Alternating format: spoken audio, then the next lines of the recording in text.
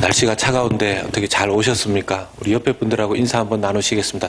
따뜻한 마음을 가지고 옆에 분들하고 인사하시겠습니다. 샬롬, 사랑합니다. 축복합니다.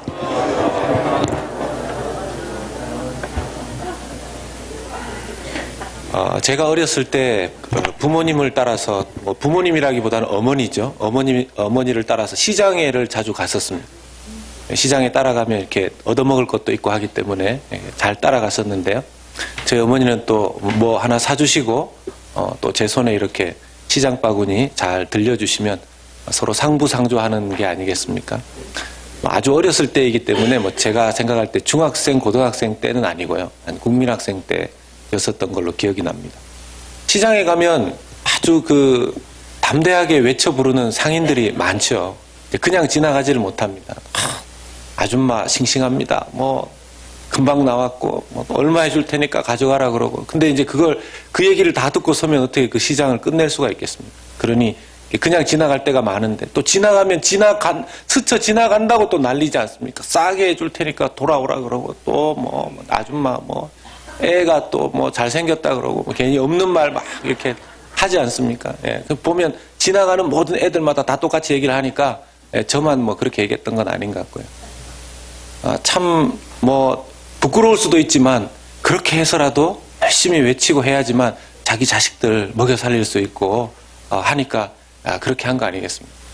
제가 이제 몇 년 전에 부산에 갈 일이 있었는데 부산 자갈치 시장 가니까 지금도 그렇게 하시는 분들이 많으시더라고요. 횟집 부산 자갈치 시장 횟집 있으니까 거기 지나가는데 총각이라고 총각 무슨 총각입니까? 총각이라고.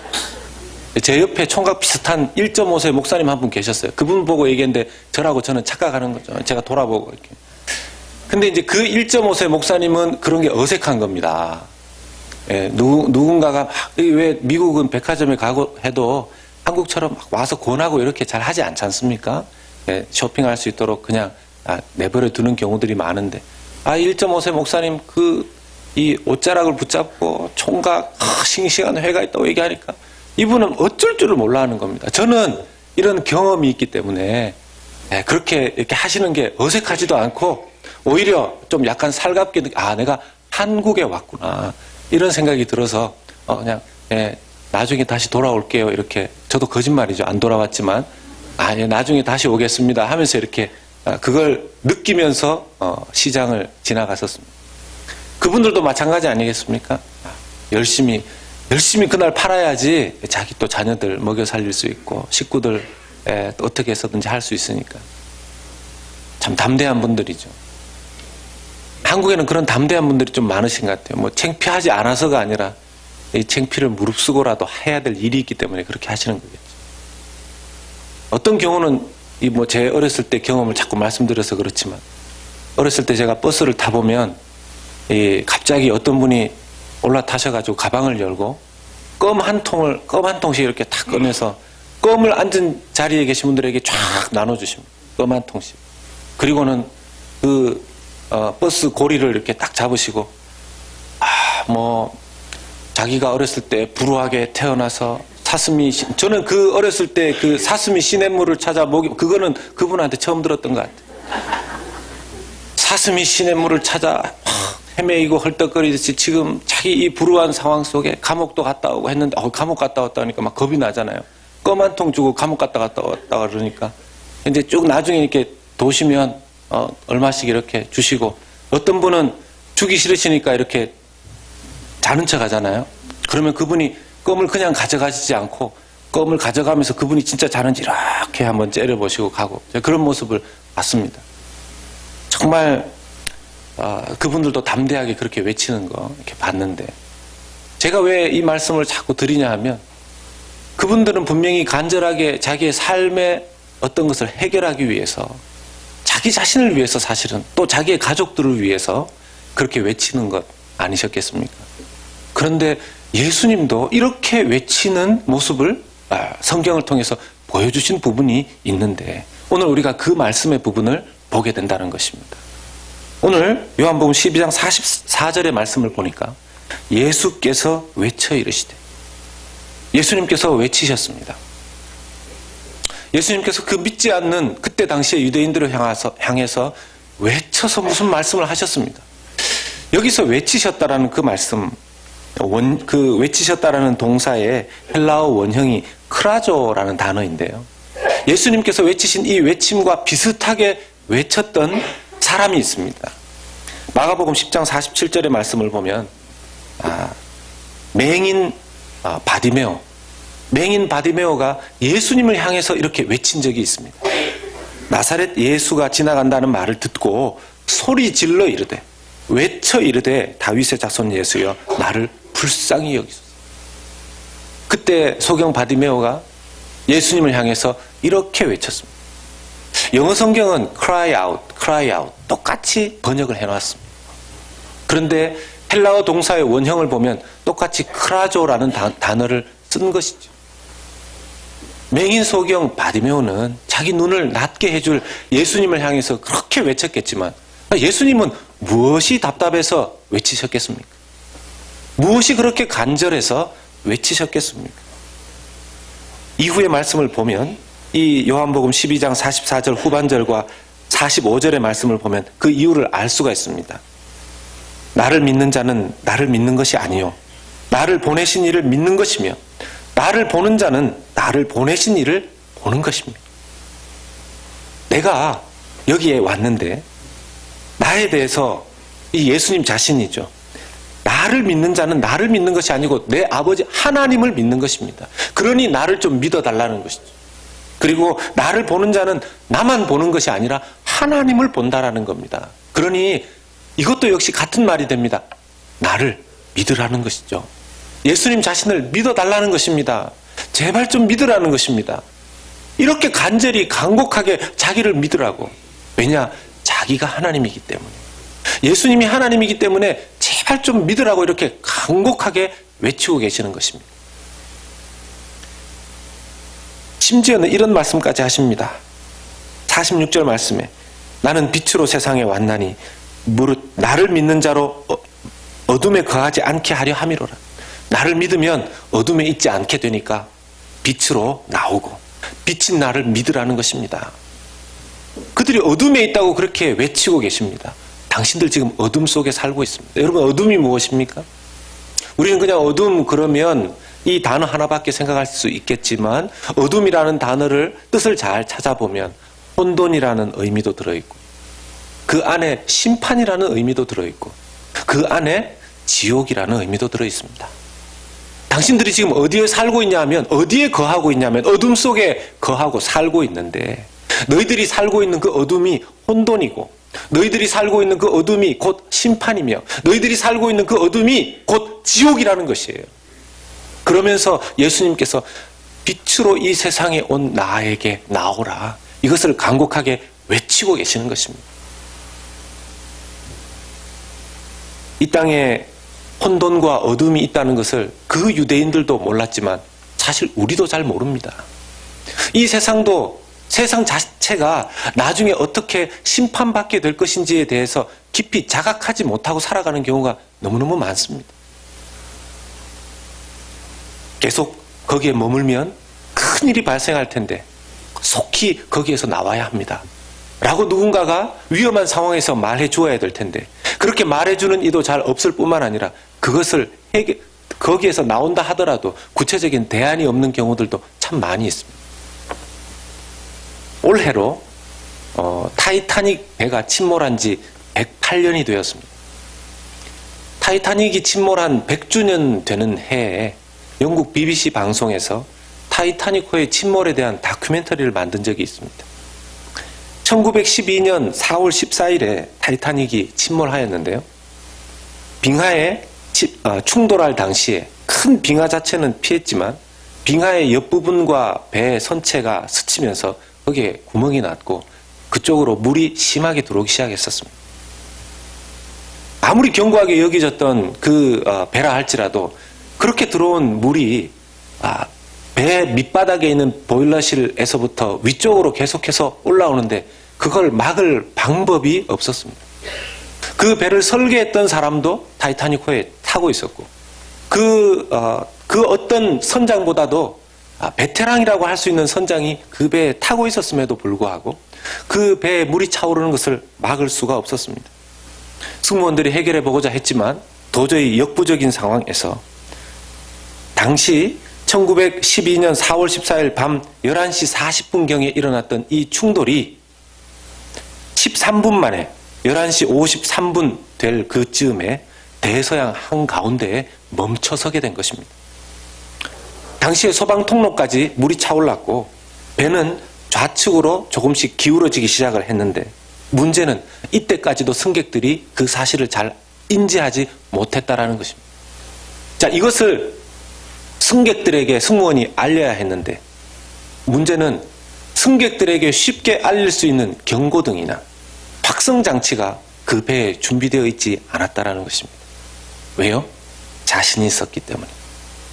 이 배는 결코 침몰하지 않을 것이다라는 설계자와 선박주의 자신감 때문에 경고장치, 경고벨, 경고등, 확성장치도 마련해 놓지 않았다고 합니다. 결국 300명의 승무원이 승객들에게 직접 찾아가서 이 일을 알리는 상황이 벌어진 것이죠. 비상벨이 있었다 하더라도 사실 소용은 없었을 겁니다. 승객들에게 찾아가서 승무원들이 알렸지만 가장 가까운 거리에 있었던 선박이 10시간 거리에 있었다고 하지 않습니다. 그러니 그 배가 침몰할 때까지 도와줄 수 있는 배도 가까이에 없었습니다. 그들 스스로가 구명보트를 타면 해결될 수 있는 문제였었지만 거기에 있는 모든 승선한 사람들을 해결하려면 51정 정도의 구명보트가 필요했는데 당시에 준비되어 있었던 구명보트는 16정밖에 안 되었다고 합니다. 그건 역시 자신 있었다라는 것이죠. 결국 배는 두 동강 나게 됩니다. 지금까지 알려진 사망자의 숫자가 1,500명입니다. 그것도 정확한 숫자는 아니라고 그래요. 당시에 수습한 시신은 337구밖에 안 된다고 그럽니다.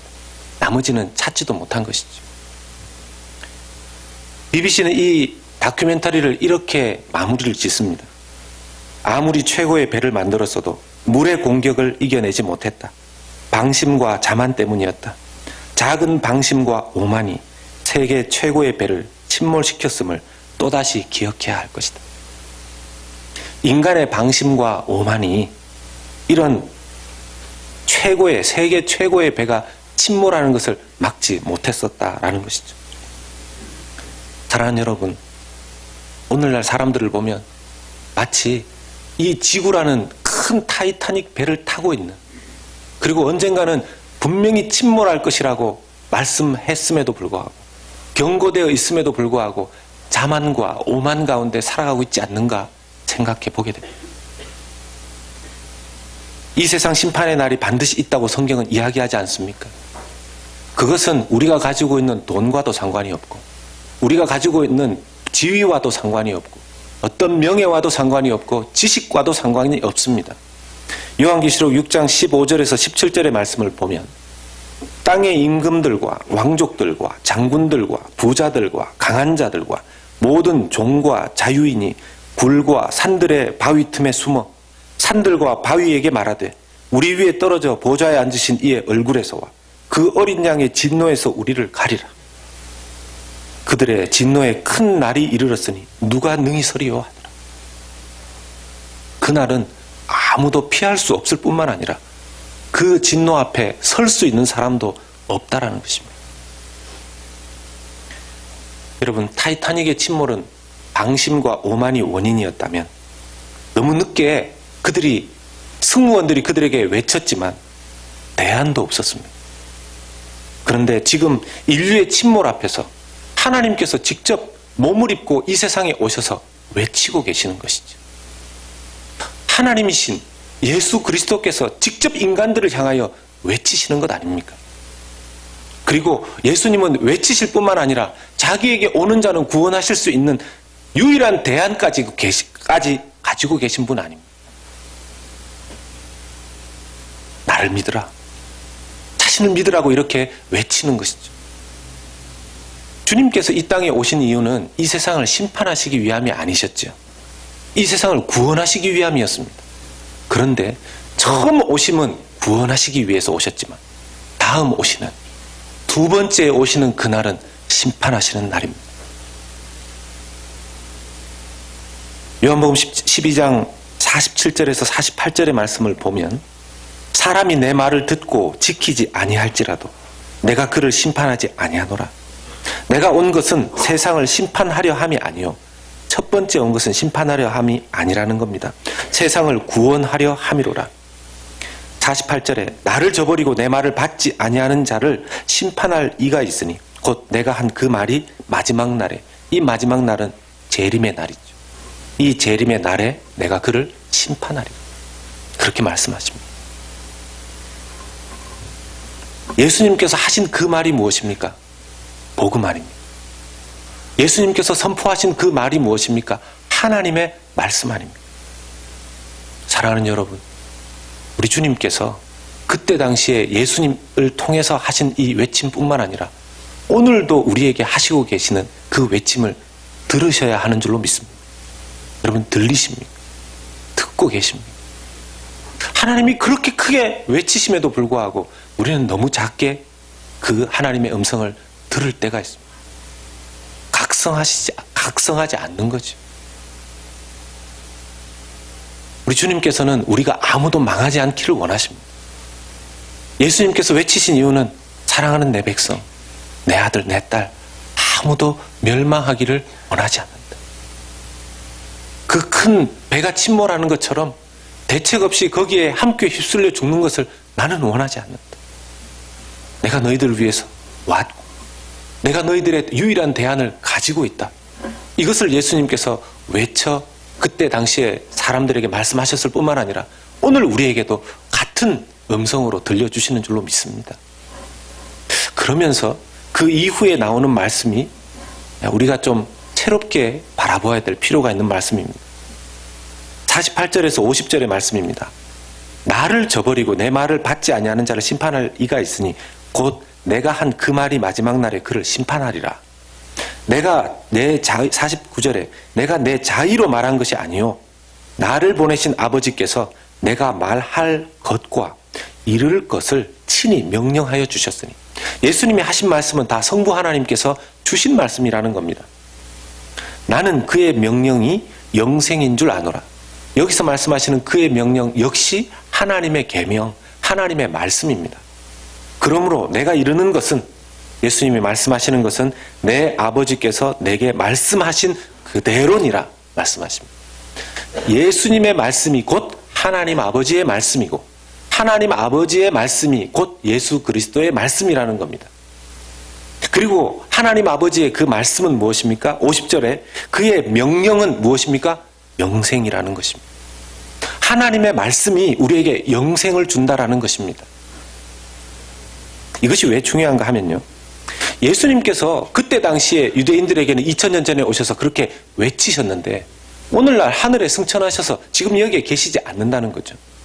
그러면 누가 우리에게 지금 외치고 있느냐라는 겁니다. 누가 우리에게 그 구원의 소식을 전해주고 있느냐는 것입니다. 무엇입니까? 아버지의 명령, 아버지의 말씀, 예수 그리스도께서 남기신 말씀, 예수 그리스도를 통해서 전해진 그 모든 말씀, 바로 이 성경, 이것이 하나님께서 우리에게 영생을 주시는, 오늘날도 예수 그리스도처럼 우리 모두에게 외치시는 하나님의 살아있는 말씀이요 음성인 줄로 믿습니다. 이 말씀은 기록된 문자가 아니라는 것입니다. 단순히 이것이 그저 이전 역사 속에, 세계사 속에 하나님께서 선지자들을 보내시고 하나님께서 하나님의 사람들을 통해서 기록되게 하신 종교적인 문헌이 아니라는 것입니다. 제가 고등부 때부터 교회를 다녔지만 하나님을 믿지 않고, 정확하게 말하면 예수님을 모른 채로, 예수님을 믿지 않은 채로 교회를 다녔습니다. 저도 분방 공부라는 것을 했고 저를 위해서 기도해 주시는 선생님도 계셨지만 저는 예수님을 믿지 않았습니다. 아무도 저에게 하나님의 말씀을 제대로 가르쳐 주지 않았습니다. 제가 대학교 1학년 때 예수님을 만나게 되었는데요. 예수님을 믿게 되었는데요. 제가 기적적으로 예수님을 꿈에서 만난 거 아니었습니다. 저에게 하나님의 음성이 갑자기 들려진 것 아니었습니다. 제가 성경 말씀을 가지고 하나님을 공부했습니다. 저는 하나님의 말씀 속에서, 이 성경 속에서 살아계신 하나님을 만나게 된 것입니다. 히브리서 4장 12절 말씀을 보면 하나님의 말씀은 살아있고, 믿으십니까? 여러분, 아까 요한복음 12장 50절 말씀에 나는 그의 명령이 영생인 줄 아노라. 저기에서 명령이라는 저 단어, 그리고 영생이라는 단어가, 명령은 하나님의 말씀을 의미하고 영생은 곧 구원과도 같다고 그랬습니다. 그런데 저 영생이라는 단어, 명사죠. 저 명사형의 어근, 어원에 해당되는 단어가 바로 자오라는 단어입니다. 자오. 저 자오라는 헬라어 단어의 어근과 지금 방금 우리가 읽은 히브리서 4장 12절에 하나님의 말씀은 살아있고 할 때 이 살아있다라는 저 동사형의 어근도 자오입니다. 하나님께서 생명을 살아나게 하실 때에 쓰였던 어근에서 동사형도 나왔고 명사형도 나왔습니다. 즉 무슨 뜻입니까? 하나님의 영생이 명사형으로 우리에게 주어질 때는 하나님의 말씀, 살아있는, 움직이는, 지금도 역사하는 하나님의 말씀을 따라서 우리를 살리게 하신다라는 뜻이 되죠. 여러분, 하나님의 말씀을 인격적으로 하나님 앞에서 읽을 수 있어야 합니다. 이 하나님의 말씀이 단순히 우리가 연구해야 될 책자가 아니고 이 말씀 속에서 우리에게 외치시는 하나님의 사랑의 음성을 우리가 들을 수 있어야 한다는 것이죠. 오늘도 수없이 많은 사람들이 이 하나님의 말씀을 통해 살아나고 있습니다. 왜냐하면 방금 말씀드렸지만 이 성경은 단순히 문자가 아니기 때문에 그런 거죠. 예수님처럼 오늘도 이 책을 펼쳐 읽는 자들에게 주님께서 외치시는 그 음성이 사람들에게 들려지고 있기 때문입니다. 또한 하나님의 외침을 듣고 어둠에서 빛으로 옮겨진 사람들은 또 다른 사람들에게 이 일을 해야 합니다. 예수님처럼 외쳐야 되는 것이죠. 오늘날 보면 미국은 좀 덜합니다. 한국 같은 경우에는 가보면요, 무슨 광장에서, 역에서 예수 믿어야 된다고 띠 두르고 확성기 들고 막 외치는 사람들이 있습니다. 한국처럼 그렇게 하지는 않지만 미국에서도 좀 보면 노방전도를 나와서 전도하시는 분들이 있습니다. 그런 분들 보면 어떤 분들은 수고한다고 등을 두드려주고 가시는 분들도 계시고, 어떤 분들은 한 번씩 이렇게 째려보고 가시는 분들도 계시고, 더 심한 분들은 불러가지고 야단치는 분도 있다 그럽니다. 너무 심하게 막 전도하시고 지하철에서 그런 분들을 보면 저도 좀 인상이 찌푸려집니다. 그런데 여러분, 예수님께서도 외치셨다는 걸 우리가 기억해야 될 필요가 있습니다. 그분들 마음 가운데 그 예수님의 외침이 그분들을 통해서 드러나는 것일 수도 있다라는 생각을 우리도 해야 된다라는 것이죠. 부끄러움을 무릅쓰고 외칠 수 있는 마음이 우리에게도 생겨나야 될 것입니다. 왜요? 우리가 그 침몰 가운데에서 구조받았다면 다른 사람들도 침몰되게 가만히 놔두어서는 안 되지 않겠습니까?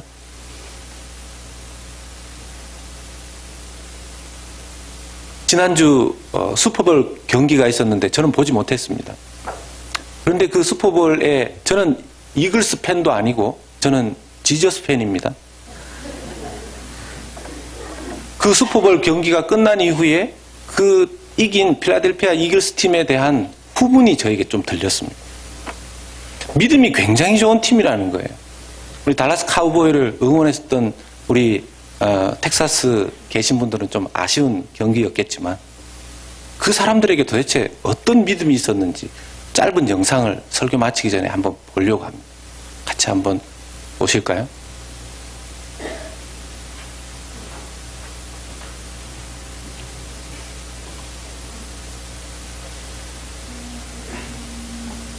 the praise to my Lord and Savior Jesus Christ for giving me this opportunity. I mean, glory to God first and foremost. We wouldn't be here without him.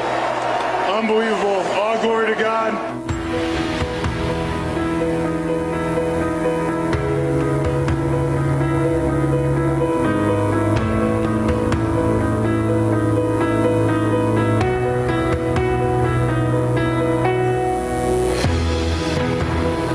Their separate journeys led them to the NFL and the Philadelphia Eagles. They sought an outlet to come together and created a way to share their faith. We're marching up Zion. We're marching. Chapel for us here is that in the NFL sense, our Sundays are taken up. You can't go to church. So you have the opportunity to attend chapel, which is like a small church service, and we're able to get our word in. Every Monday night we have a couples Bible study. We have a Thursday night team Bible study, and then Saturday nights we actually get together the night before a game and just kind of pray, talk through the word, what guys have been reading, what they're struggling with, and just kind of keep it real with each other. To have that here in an NFL facility like this, it's really special. How important is it for you to use your platform to glorify God? I mean, it's huge. Our number one goal on this earth is to make disciples. That's the only job that we want to do. So faith in football this Sunday is huge. This is a platform that we have to draw people to the Word, to Jesus. It's something that we don't take for granted by any means. It's obviously responsibility, but we love that. The major thing I found out is they're regular people. I don't care how much money you give them. I don't care how much fame a person has. If they don't know who they are inside, it really doesn't matter. Really, what I preach to the players is that football is a platform. It's not your purpose. And the Holy Spirit, in the name of Jesus.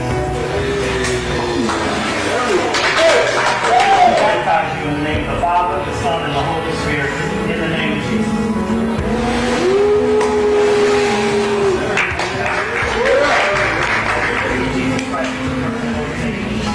We baptize you in the name of the Father, the Son, and the Holy Spirit, in the name of Jesus.